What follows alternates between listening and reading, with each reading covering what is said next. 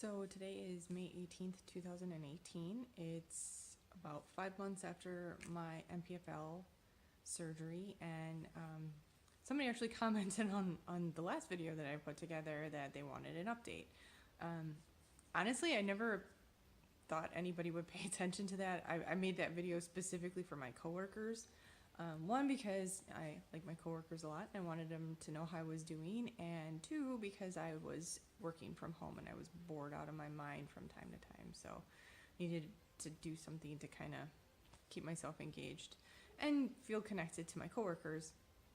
Some of the I did get several comments from people they work with and some of my friends who have seen it as well. And there's two main things that people noticed. One, that my fingernails were not painted during the video. They're almost always painted, so that was very strange for them to see. And the other one was that I had gained weight, which is something I'm still struggling with minimal activity, not being able to really do what I usually do. Lots of walks, long walks, especially this time of year. Plus I haven't been that great with my diets. You just kind of get in a rut and everything. So I really need to refocus some efforts on that part of my life. So I did want to make a clarification. When I started looking into MPFL information, I noticed a lot of it was about reconstruction, and not a whole lot of it was about repair. Just for anybody who comes across this video, I actually had an MPFL repair. The ligament that was detached from my kneecap actually detached when I was a child, and it went misdiagnosed for about 28 years. And I was having a series of health issues where my knee was really bothering me last August 2017, and I wound up going to a series of specialists, and they're the ones that ultimately wound up diagnosing the actual problem that I'd been having and nobody could really see. It was a lot of, oh, my knee hurts, and they take x-rays and they do an MRI and they're like, everything looks good, you're fine. And it's like, fine doesn't hurt this much, like what's going on? So anyway, that's how I got to the point where I wound up having MPFL repair, not reconstruction. And I'm not sure how much difference there is in the recovery and the physical therapy and things like that, but I do know that with reconstruction there's usually some sort of an external device that's used, and I don't have that. They were actually able to take my ligament and sew it back onto the kneecap, and I have the scar tissue kind of take things over, and so now everything's in place. So yeah, I'm about 5 months post-op. I'm still struggling from time to time with daily activities. My leg gets tired very quickly, and what will happen is that I'll buckle. So I'll just be clipping along, walking real good with my friends or, my coworkers, or, all of a sudden, my knee will just kind of give. And I usually make a very cartoony type of sound, like, and it's not intentional, but that's usually my body's indicator, like, hey, you need to slow down. So I think I've got maybe 1 or 2 appointments left for physical therapy, which I'm really excited about. I've really, really loved my physical therapist from UW Health, Brenna.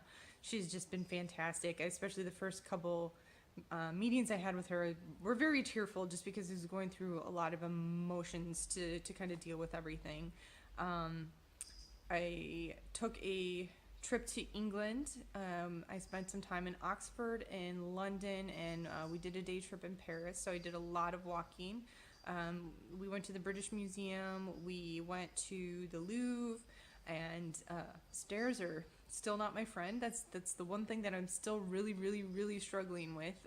I'll show you a little clip later about how it looks when I try and do stairs. I have to, essentially, most times I have to do them one at a time. I've been forced to kind of try and take them more normally, especially when I was in London and in Paris. I just finally got frustrated trying to continuously do one at a time, and I was just moving so slow compared to my travel companion Carmen, that I just finally was like, all right, we're just going to try this. And I could do it, but it wasn't comfortable. And so this is something that we've kind of like incorporated into my physical therapy for the next month. So I've been working on that. So I'll show you a clip of what it looks like when I do stairs in a little bit.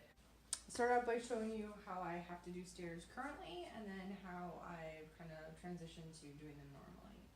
So right now when I'm traveling or doing whatever, I'm doing steps literally one at a time, with my heeled leg up front. And then when I come down, I take the healing leg on the way down. So you can see, slow but effective. So when I go up the stairs, trying to go from a dead stop, or dead start I should say, is really hard. So usually what I wind up doing is taking a walk up and then going, so I have a little bit of momentum. But you'll see I'm still concentrating on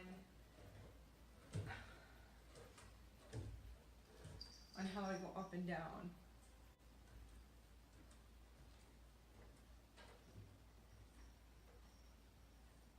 Coming down is a little on the clumsy side, because I don't have the smooth motor skills to have it come down easily yet. Additional commentary. I watched the video of myself going up and down the stairs, and I know it doesn't look like anything real special, but I can assure you it hurts more than it looks. And I just went outside to get the mail, and I noticed that when I had my hands full with the packages in the mail and I wasn't able to use the handrail, it was a lot harder, and I barely made it up, like 4 stairs. So I know it doesn't look like it's bad, but it's a lot harder than it looks when I'm going up, especially if I don't have any sort of support. I've had some steady progress. All the way up until now. I've been told by both my physical therapist and my surgeon that like I'm ahead of the game with where normal patients are. And what some of you don't know about me is that I'm a Fitbit nerd, and I have a step streak of a minimum of 10,000 steps a day since August 25th, 2014. And you're probably like, how did you keep a step streak when you had your leg in that brace? And well, this is how I justified it. In my mind, exercise is exercise, and whatever I needed to do in order to get to that 10,000 step mark counted. And when I had surgery on my feet in October, I had bought this little pedal machine. And so I would sit and I would pedal on the machine with my Fitbit on my leg, on my ankle. And so when I was working from home, I would take breaks, and I needed to do some sort of physical activity, especially just to keep my endorphins up, and just to feel active and still feel viable in a lot of ways. And I took started pedaling with my arms instead, and that's how I achieved my my steps for the time that I was in the 6 weeks that I was in the brace.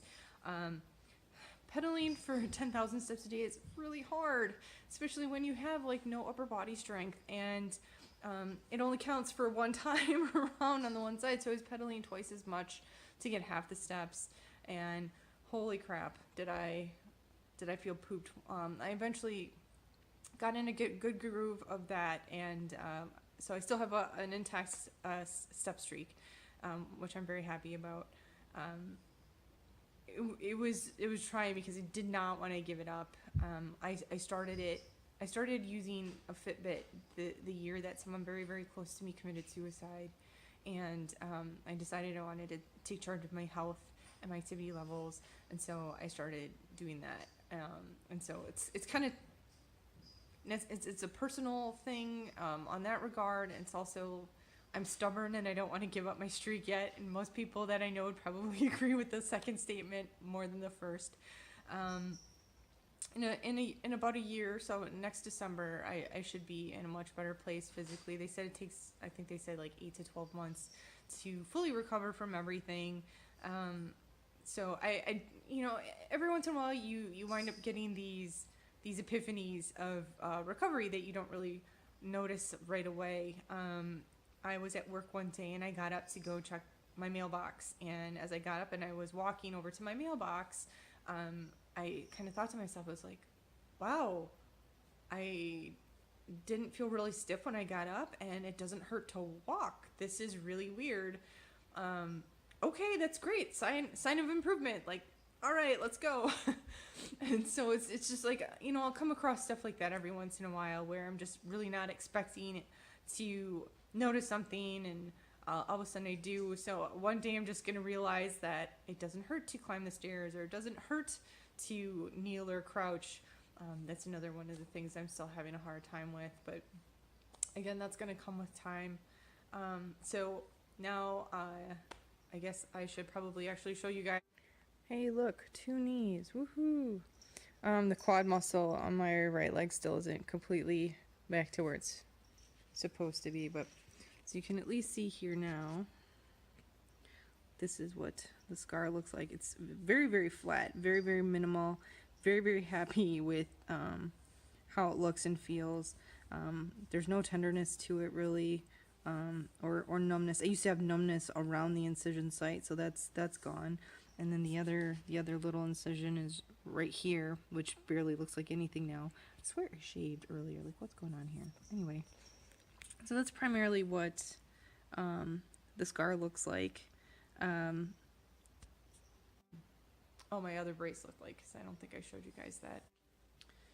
So when I was in London and Paris, I resorted to using my brace when I knew I was going to be walking for extended amounts of times.